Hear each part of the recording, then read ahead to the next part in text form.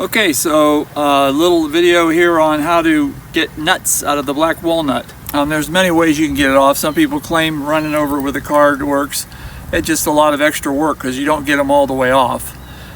So the best thing I found is just take a knife and just peel it right off with the knife.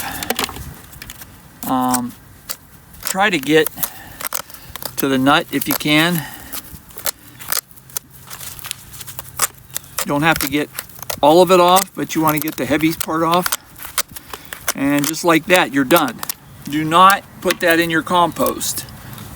These are not good for the garden. Instead, what I do with them is I spread them on my lawn. They're okay for the lawn, but they're not good for the garden. Now, you don't necessarily have to wash them, but you're better off washing them because every one that floats is bad. And as you can see, the 3 that I have here are floating, so they're bad. That means there's no meat inside or it's turned to paper. So you want to throw those out to save you time. And then after that, you just rinse them off. You don't really want to touch them with your hands, but there's only a couple here. That's why I'm doing it. And then once again, throw that water out into the lawn, nowhere else. There's a couple here that floated in the water, and I'll just crack them, see what they look like inside. Okay, so you can see this one is just about gone. They kind of turned to paper. After you get them out of the water, then you have to put them in on something to dry. Now I made this out of screen. You don't have to have something this fancy. You can let them dry on anything. And they take a couple days, probably 3 to 4 days, really good. These have been in it about 5 or 6 days, and they're nice and dry. Find yourself a bucket with a lid on it. Put them in the bucket. Put the lid on, and then you just shake them up.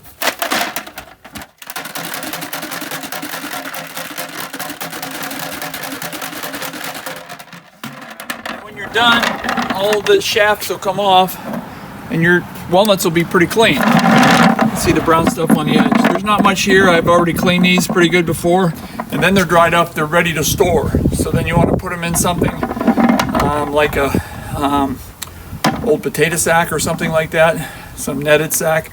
Let them hang up somewhere. You don't want to put them somewhere a squirrel will find them. What I have is a box that's rounded, and I have this andiron in here. You could use anything that'll work. You want to get it inside the box. That way when you crack them, all the pieces that crack will come right out. So just simply put your nut on there and smack it. You're done.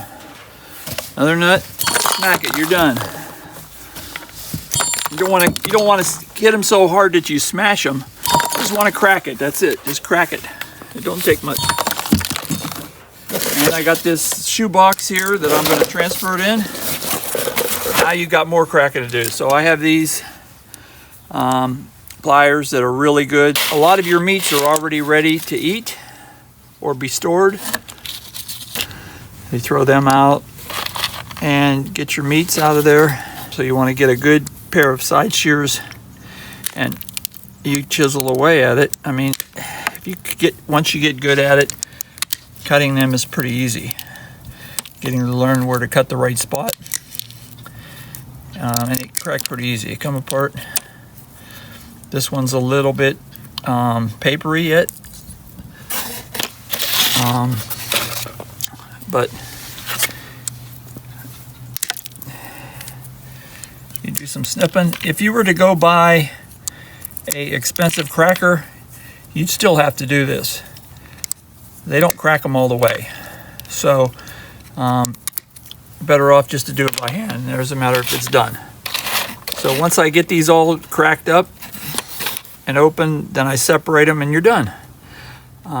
You can store them. They freeze real well, or just put them in. Make sure you put them in the refrigerator right away if you're going to eat them. If you want to keep them for months, put them in the freezer in like a Tupperware or some kind of plastic. All right, thank you. I hope this video was helpful to you. If you did, like it.